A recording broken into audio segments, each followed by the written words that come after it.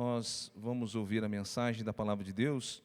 Hoje, um dia muito especial, um dia em que nós celebramos, ou pelo menos deveríamos, como cristão, celebrar o Natal, que é uma data em que nós lembramos do nascimento ou da encarnação do Deus vivo. Amém? Hoje nós vamos dar uma pausa no estudo sobre catolicismo e vamos falar sobre o Natal. E eu gostaria de abrir com os irmãos a palavra de Deus que está em João, capítulo de número 1, dos versos de número 1 a 5, e depois o verso 14. O título do nosso sermão de hoje é o Verbo de carne e osso.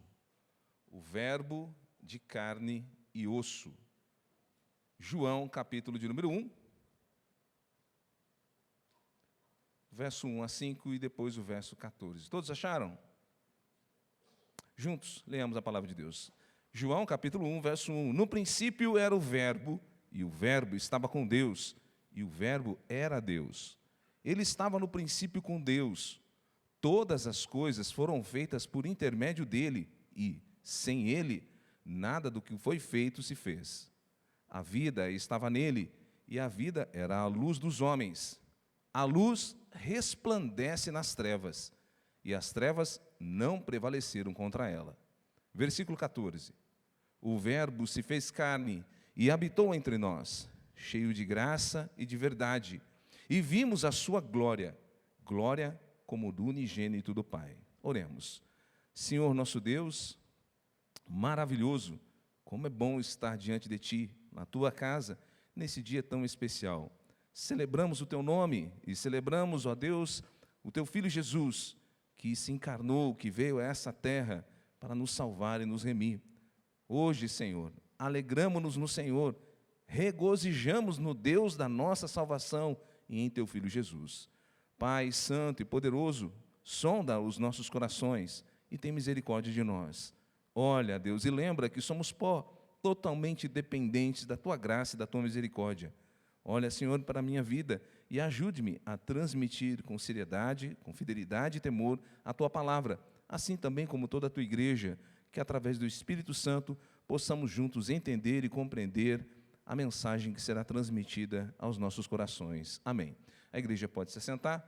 Meus amados, hoje nós estamos celebrando o Natal e eu gostaria de iniciar a nossa meditação hoje perguntando: o que significa o Natal? O que significa o Natal? Talvez muitos planejaram o ano inteiro, pensaram ao mês de dezembro o que fariam no Natal, no dia 24 para o dia 25 e também no dia 25. Para muitos, o Natal apenas é um feriado a mais, como um outro qualquer, um momento para estar com a família, para celebrar juntos, festejar. Meu amado, nada de errado em celebrar e festejar, celebre, festeje, é isso, é verdade. Mas, e para você? Eu quero instigar você a pensar, o que é o Natal? O que é o Natal para você? Nós, como cristãos, celebramos alguns marcos do cristianismo, como a Páscoa, o batismo nas águas, a ceia do Senhor. E como cristão de verdade, muitas vezes nós não compreendemos o porquê e a necessidade de celebrarmos o Natal. Meus amados, cada vez mais, ao avançar do tempo, quando nós vemos o mundo cada vez mergulhado no pecado, o mundo cada vez mais torna o Natal apenas uma data comercial. Ele faz de tudo para que se perca o real sentido deste feriado, trocando por meras confraternizações, trocas de presente, confraternização na empresa. Eu sou de uma época, aí a pessoa já vai ver que eu já tenho idade, né? Em que a cidade era enfeitada, tinha uns sinos, né? Quem é mais velho está tudo balançando a cabeça assim, eu sei que é, a gente já descobre a idade. E é verdade, né? Festejavam e todo mundo falava tudo bem, existia uma disputa entre o Papai Noel e Jesus. Hoje, nem o Papai Noel encontra mais lugar. Não estou dizendo que o Papai Noel é certo, mas vocês percebem que ao longo do tempo, cada vez mais o mundo vai apagando marcos que deveriam ser lembrados. É certo que Jesus não nasceu no dia 25 de dezembro, claro que não. Mas como nós não temos a data precisa, exata, e a maioria escolheu essa data para celebrar, nós precisamos também render graças ao Senhor. Mas afinal, o que será que nós entendemos da importância do nascimento de Cristo? O que significou e ainda significa para nós? Esse é o importante. Não só as festas são coisas secundárias, a lembrança é coisa secundária, mas o que realmente significou e significa a encarnação do Verbo, o nascimento de Jesus Cristo. Então nós vamos olhar aqui, não vamos fazer uma exposição detalhada do capítulo 1, mas nós vamos falar sobre especificamente a encarnação de Cristo aqui em João, no capítulo 1, dos versos 1 a 5 e o verso 14. Leamos novamente. O verso de número 1 diz: no princípio era o Verbo, e o Verbo estava com Deus, e o Verbo era Deus. Ele estava no princípio com Deus. Todas as coisas foram feitas por intermédio dele, e sem ele, nada do que foi feito se fez. A vida estava nele, e a vida era a luz dos homens. Versículo 5. A luz resplandece nas trevas, e as trevas não prevaleceram contra ela. Quando nós olhamos como João começa o seu evangelho, ele inicia propositalmente. Quando nós olhamos para os evangelhos sinóticos, todos os evangelhos, Mateus, Marcos, Lucas, eles vão relatar a genealogia de Jesus. E aqui João, ele propositalmente não faz igual aos outros evangelhos, mas ele vai um pouco mais além. Ele vai ligar o seu evangelho, o início do evangelho, ligado ao Gênesis, ao relato da criação.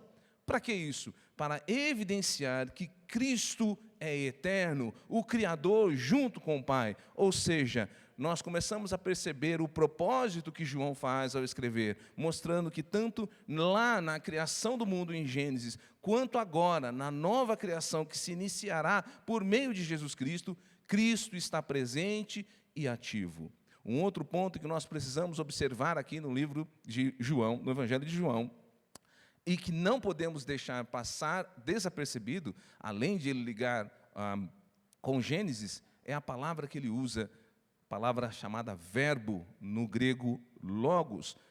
João não usa por acaso. Não é que estava faltando palavras ali, ele usou aleatoriamente a palavra logos. Não, ele usa propositalmente a palavra verbo, ou logos no grego. Essa palavra, ela está associada tanto com os hebreus, ou lá, com o hebraico no Antigo Testamento, como também o grego no Novo Testamento. Com o hebraico, apontando lá para Gênesis, o ato da criação, por meio do logos, por meio do verbo, por meio da palavra. Deus cria todas as coisas por meio da sua palavra. Mas também está ligado com o Novo Testamento, no grego, no sentido da filosofia grega, que o logos representava ali o princípio da razão, a ordem visível de todo o universo. Para o grego, a palavra logos, ela tinha esse significado também, de início, de razão, de ordenança, de todas as coisas visíveis no mundo, a ordem da criação do universo, o princípio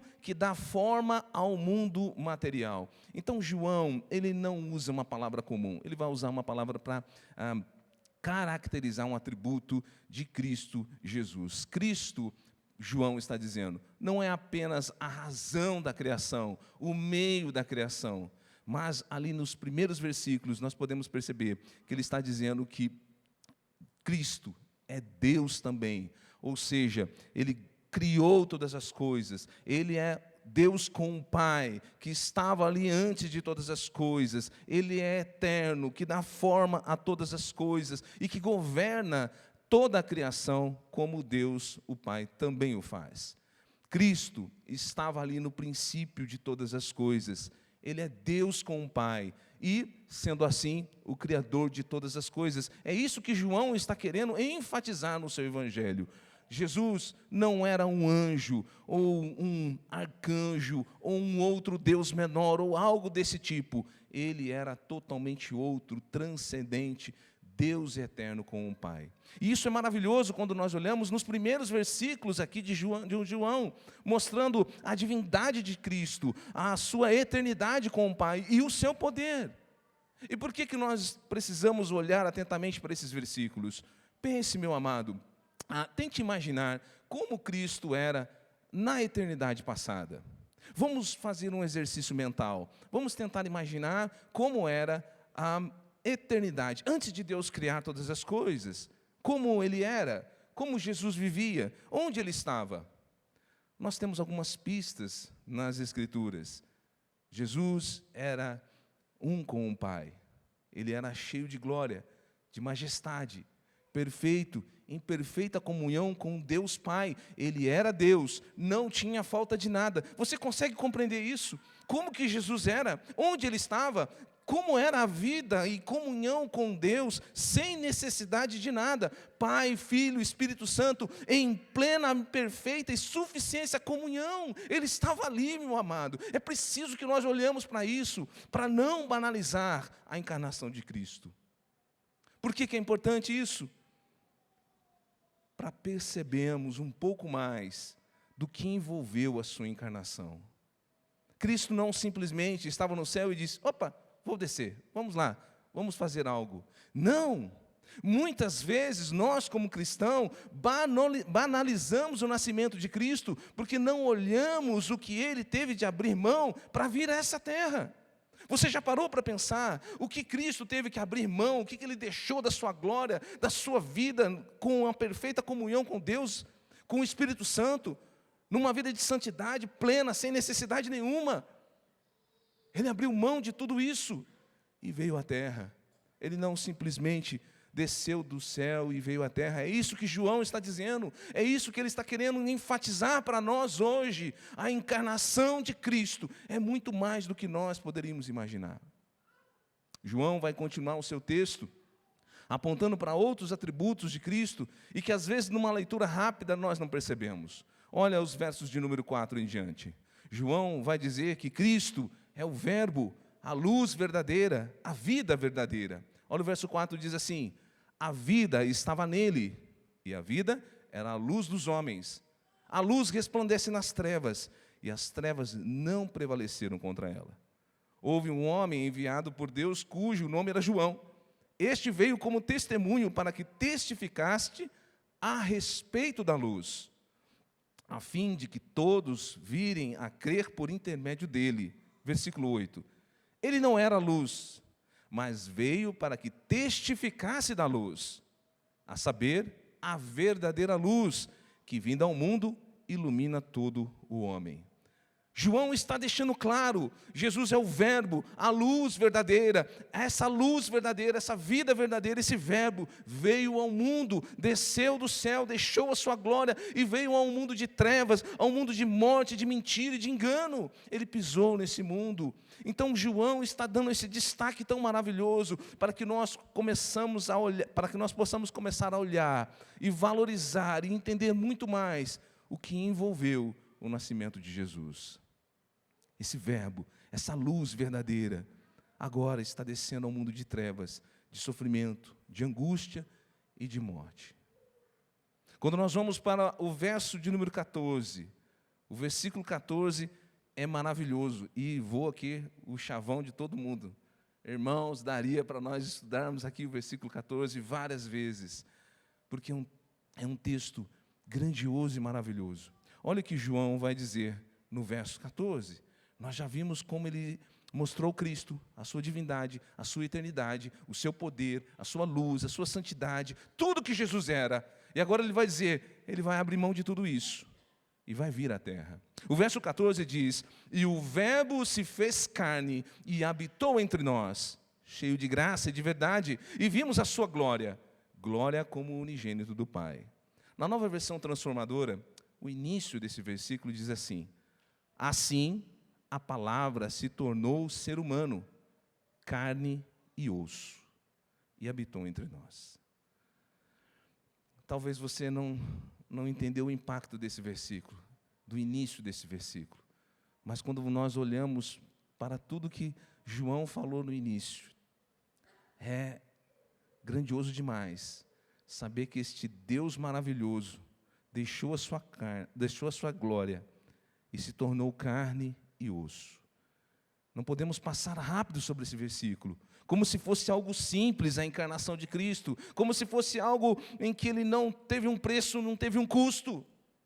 E dentre as muitas importâncias, há uma que dificilmente nós percebemos ao olhar: o Verbo se tornou carne.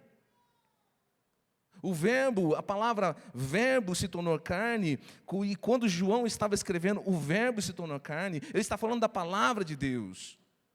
Tudo na mente de João estava pensando na palavra de Deus, como era a palavra de Deus. Veja, ele estava associando toda a palavra de Deus, tudo que Deus disse no Antigo Testamento, tudo que ele criou através da sua palavra, tudo que ele falou aos seus profetas, todas as suas palavras que são poderosas, a própria Escritura, a palavra de Deus. Então ele está dizendo, ó, não é simplesmente algo ilusório, algo fictício, era a palavra viva de Deus, que agora viria à terra. Nós poderíamos usar vários textos para mostrar como a palavra de Deus era vista no Antigo Testamento. Eu fiz um recorte de apenas 2 textos, e que nós conhecemos, principalmente um, que é o Salmo 119, o verso 105 diz o quê? Lâmpada para os meus pés é a tua palavra, e luz para os meus caminhos. Você percebe que a palavra de Deus é lâmpada, é luz. Em todo o Antigo Testamento, nós vamos ver a palavra de Deus, o Verbo de Deus, sendo tratado como luz, como aquilo que ilumina, como aquilo que clareia, como aquilo que traz luz às trevas. É o Salmo 119 que está dizendo isso. Mas, Provérbios 6, verso 23, o autor de Provérbios vai dizer assim, olha, porque o mandamento, a palavra de Deus, é lâmpada e instrução, luz, e as repreensões da disciplina são caminho da vida. Eu selecionei esses textos para que nós pudéssemos perceber como todo o Antigo Testamento trata a palavra de Deus como luz, como vida, como aquilo que realmente transforma os nossos corações. Você consegue perceber a conexão que João está fazendo? Palavra, luz, vida. E aqui em João ele está dizendo, Cristo, a palavra viva de Deus, a luz que veio ao mundo para trazer vida a todo aquele que nele crê. Essa é a verdade que João está trazendo. Ele está materializando aquilo que o Antigo Testamento estava apontando, a palavra viva de Deus, luz, vida eterna, agora está se concretizando, tornando-se palpável, visível.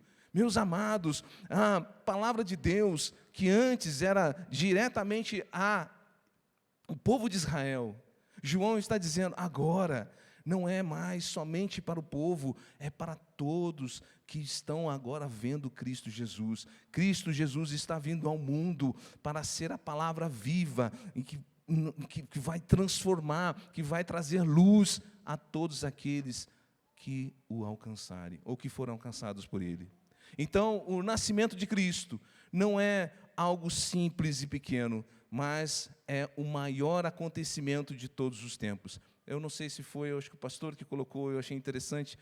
E Jesus, evidentemente, eu estava fazendo a pregação e apareceu aquela imagem. O maior acontecimento da humanidade não foi o homem ter pisado na lua, foi o Deus vivo, o Verbo encarnado, pisar nessa terra. Esse é o maior acontecimento de todos. Aqui João está dizendo, o Verbo está se tornando carne, a palavra viva de Deus agora está habitando nesse mundo, está descendo esta terra. O Verbo vivo, a luz do mundo, a própria vida, se manifestou e agora nós podemos vê-la. Como não nos alegrar, como não saltar de alegria, de saber que Cristo Jesus está entrando no mundo? A palavra viva, a própria vida, agora está se manifestando no mundo. Olha o que João vai dizer na sua primeira epístola, 1 João capítulo 1, o verso 1 diz assim, o que era desde o princípio. Meus amados, ouçam, prestem bem atenção, olha o que João está dizendo, o que era desde o princípio, o que temos ouvido, o que temos visto com os nossos próprios olhos, o que contemplamos e as nossas mãos apalparam com respeito ao Verbo da vida. E a vida se manifestou e nós a temos visto e dela demos testemunho. E vos anunciamos a vida eterna, a qual estava com o Pai e nos foi manifestada. Que mensagem maravilhosa! Saber que o Verbo se fez carne, a palavra se tornou humana, carne e osso. Você consegue entender e compreender o que Cristo está fazendo e que João está relatando? Não mais está nos céus, inacessível. Agora é visível, a vida está se manifestando, palpável, audível e visível a todos nós. E quando João usa carne, aqui não é se tratando da natureza depravada do homem, mas para descrever o homem mortal, a mortalidade do homem, a sua natureza frágil e transitória. Você começa a entender, quando você lembra tudo que João falou nos versículos primeiros, quem era Deus, onde Ele era, agora Ele está se encarnando, tomando essa forma frágil, limitada, transitória. Em outras palavras, João está mostrando que o Filho de Deus se humilhou de uma forma tão extrema, que tomou para si essa carne, permeada de profunda miséria e fragilidade. Quando eu estava meditando nesse texto, eu estava lembrando o que Cristo fez para vir nos salvar. Não é só um nascimento. Envolve muito mais do que isso. Envolve abrir mão de tudo que tinha na sua eternidade.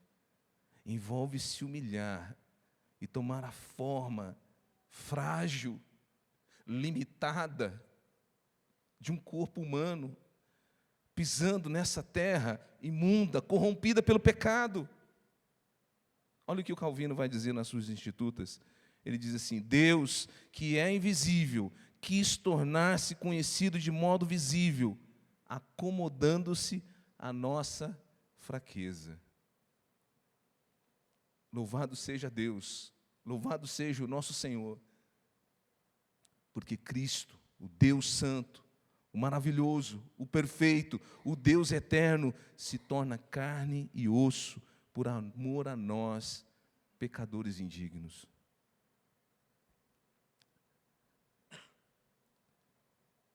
Quando nós comparamos como nós somos, o que Cristo fez fica infinitamente maior.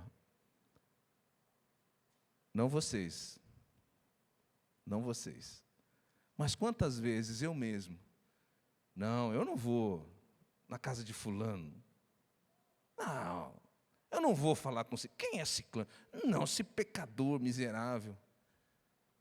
Deus nos humilha, sabe por quê?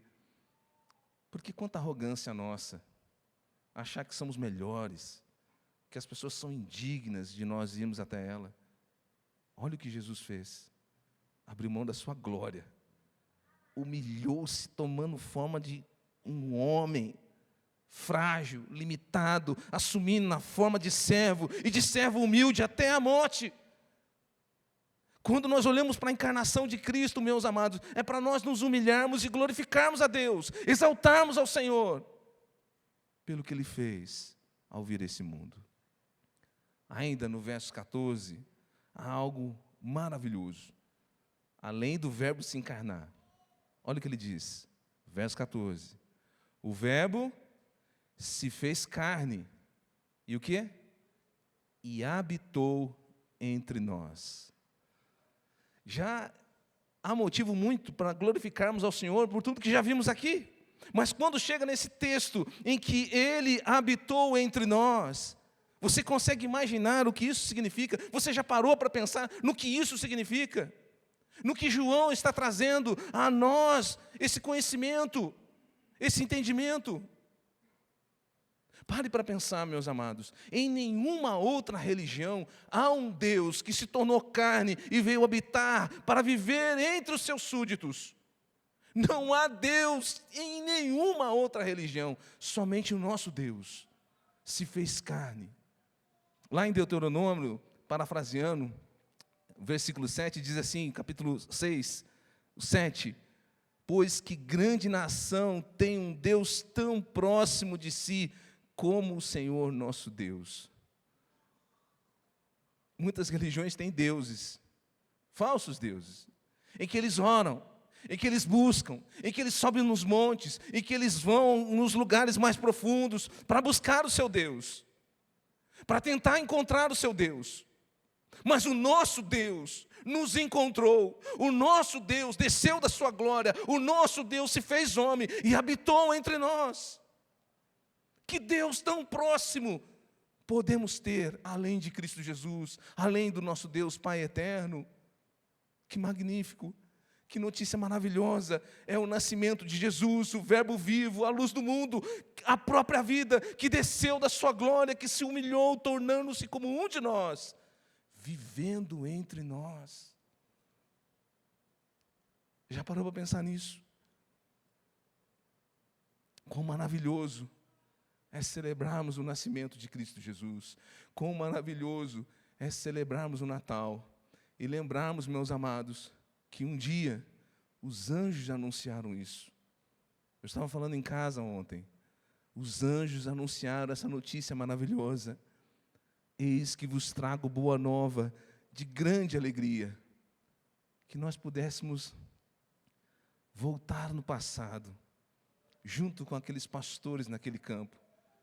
Você já imaginou que notícia? Que notícia aqueles pastores ouviram? Que João está contando aqui. Eis que vos trago as boas novas de grande alegria, que será para todo o povo, é que hoje vos nasceu na cidade de Davi o Salvador, que é o Cristo, o Senhor. Que notícia maravilhosa, notícia que mudou o mundo, que mudou a história do mundo, antes de Cristo e depois de Cristo, que mudou a nossa eternidade. Que anúncio maravilhoso, que dia glorioso é hoje. Hoje é dia para celebrarmos e engrandecermos ao Senhor, porque na cidade de Davi nasceu o Salvador, que é o Cristo, o Senhor. Que notícia maravilhosa!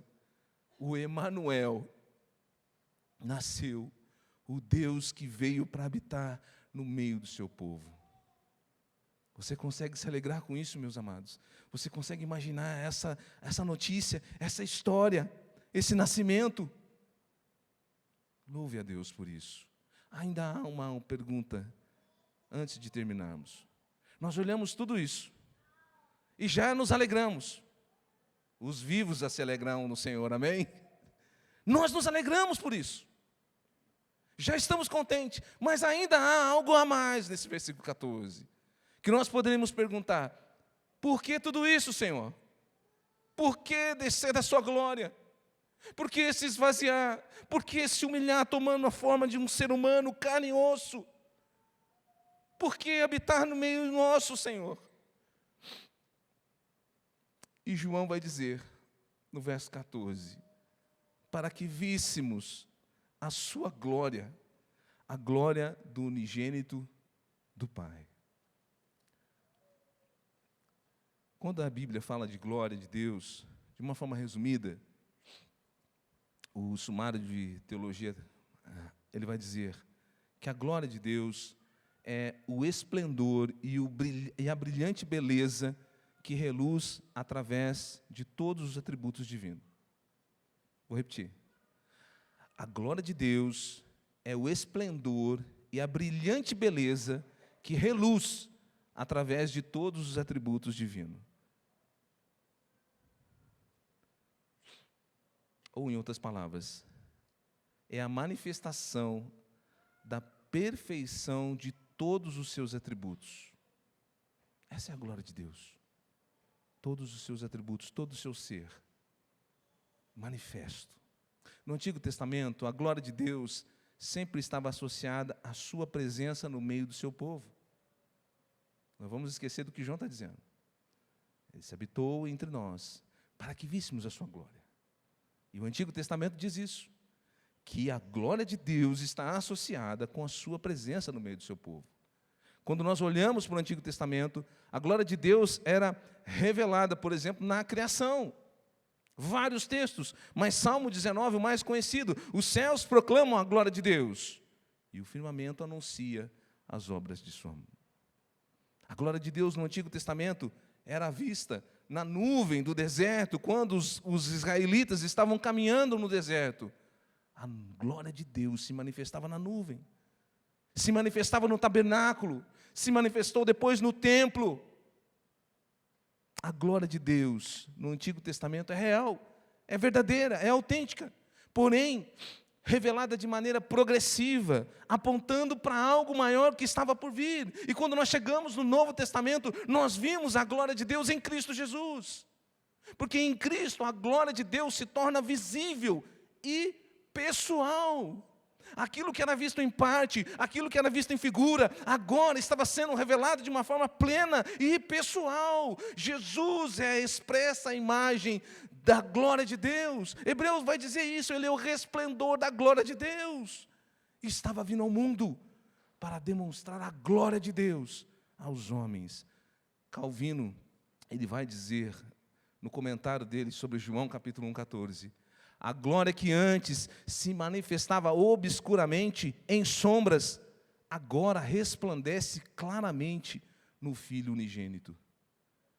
Não mais numa nuvem, não mais no tabernáculo ou no templo, agora a glória de Deus se manifestou visível a todos nós em Cristo Jesus. Todos nós agora, com o véu descoberto, podemos contemplar a glória de Deus, podemos ver a glória de Deus em Cristo Jesus. A glória que outrora era revelada em partes, agora veio habitar em nós, conosco, com o seu povo eleito. A encarnação de Cristo é muito mais do que o nascer de um bebê. É muito mais do que o nascimento de um profeta. É a expressão da glória de Deus. O nascimento de Jesus é a manifestação visível da glória de Deus. É a manifestação da perfeição de todos os seus atributos, da sua graça, da sua misericórdia e do seu amor. Quando nós olhamos para o nascimento de Jesus, nós temos que ver a glória de Deus. Os atributos de Cristo são os atributos da glória de Deus, a sua graça, a sua misericórdia, o seu amor, o seu poder. Agora sendo manifesta de uma forma maravilhosa. Olha o que Hebreus vai dizer, você pode anotar e depois ler. Capítulo 1, verso 1 em diante. Havendo Deus outrora falado muitas vezes e de muitas maneiras aos pais pelos profetas, nestes últimos dias, nos falou pelo Filho, a quem constituiu herdeiro de todas as coisas, pelo qual também fez o universo, ele que é o resplendor da glória e a expressão exata do seu ser. Ou como está na Nova Versão Transformadora, o verso 3, o Filho irradia a glória de Deus, expressa de forma exata quem Deus é. Sabe quando os discípulos disseram, Senhor, mostra-nos o Pai e nos basta. Eu e o Pai somos um.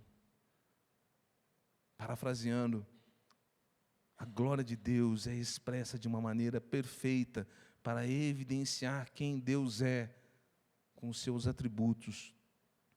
A presença que outrora era vista na criação, no tabernáculo, em figuras, agora se manifestou a nós o Verbo, a palavra viva de Deus, o Emanuel, o Deus conosco, se encarnou e vive entre nós.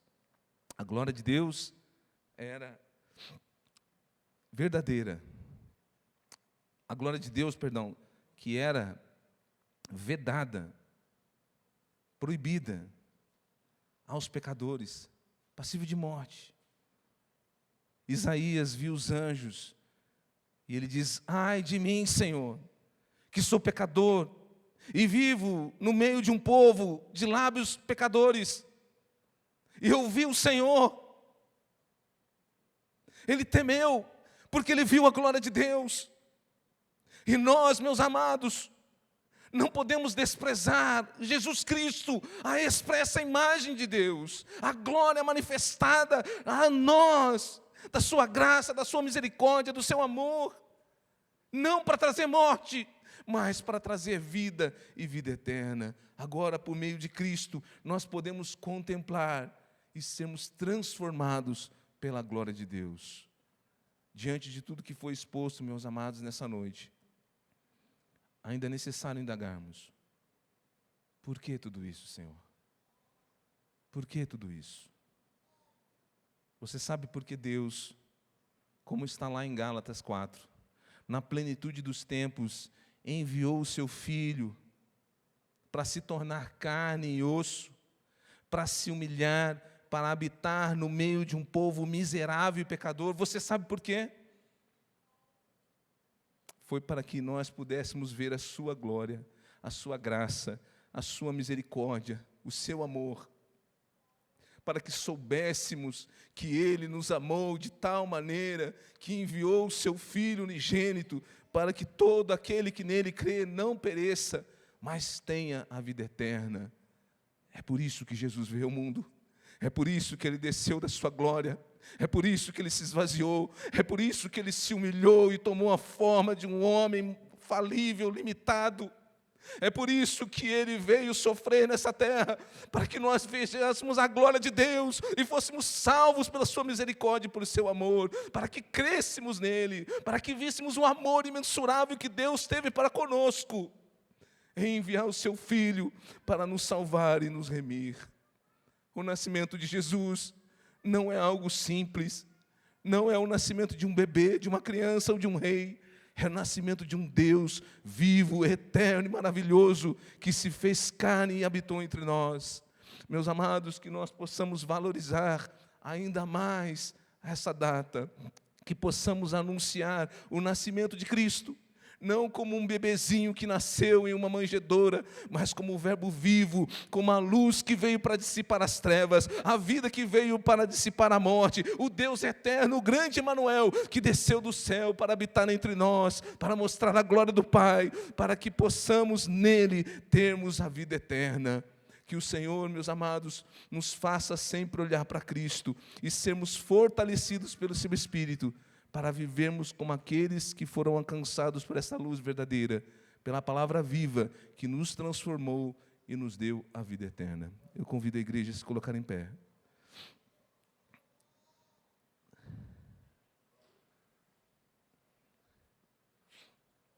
Quando alguém te perguntar o que é o Natal,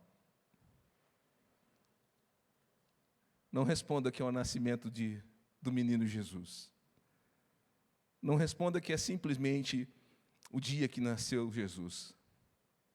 Responda para ele: é o dia que o Verbo se tornou carne e osso. É o dia que o Deus desceu da sua glória, que tomou a forma de homem e veio habitar entre nós para mostrar a sua glória, para nos salvar e nos remir. E que nós possamos viver verdadeiramente glorificando esse ato glorioso, maravilhoso, inigualável, de um Deus vivo, poderoso, vir à terra e se fazer homem, por amor a nós e para a nossa salvação. Oremos. Senhor Deus, Tu és inigualável. Hoje, Senhor, o mundo muitas vezes já esqueceu do que fizeram ontem. Não se lembra do nascimento do Teu Filho Jesus. Nós queremos Te louvar, nós queremos engrandecer o Senhor, Deus Pai, porque o Senhor, na plenitude dos tempos, enviou o Teu Filho para vir a esta terra. Não merecíamos e ainda não merecemos, ó Deus. Não temos nada de bom para que o Senhor tivesse enviado o Teu Filho. Que amor! O Senhor que nos amou de uma forma tão inexplicável, que João diz que nos amou de uma tal maneira, e nós somos gratos a isso, Senhor. Somos pecadores, somos falhos, mas acima de tudo somos alvos do Teu amor. Por isso o Senhor deve ser engrandecido e exaltado, hoje e sempre. Louvamos a Ti, Cristo Jesus, porque o Senhor desceu da Tua glória, da comunhão eterna e perfeita e maravilhosa que tinhas com o Pai, com o Filho, com o Espírito, abriu mão da Tua glória e se fez homem, Senhor. O Rei soberano, o Deus vivo, o Verbo, se tornou carne e osso, pisou nessa terra. Aquele que criou o mundo, aquele que sustenta todas as coisas, nasceu numa manjedoura, simples e humilde, por amor a nós. O Deus eterno se humilhou para salvar um povo tão ingrato, tão mau e falho como nós. Por isso nós Te louvamos, Te adoramos, Senhor, por ter vindo a esta terra, por ter se humilhado, por ter mostrado a glória do Deus, para que por meio dela cresçamos em Ti e fôssemos salvos. Louvado seja o Teu nome, Jesus. Louvado seja a grandiosa obra do Senhor de vir a esta terra, de sofrer, de padecer, de morrer e ressuscitar para nos salvar e nos remir. Que aqueles, ó Deus, que ainda não tiveram um encontro contigo, possam, Senhor, nessa noite, entregar-se a Ti. Que hoje seja o dia em que o Senhor nasça no coração dos incrédulos, para que vejam a glória do Senhor e sejam transformados e salvos também para a Tua glória. Nós Te louvamos e Te adoramos, em nome de Jesus.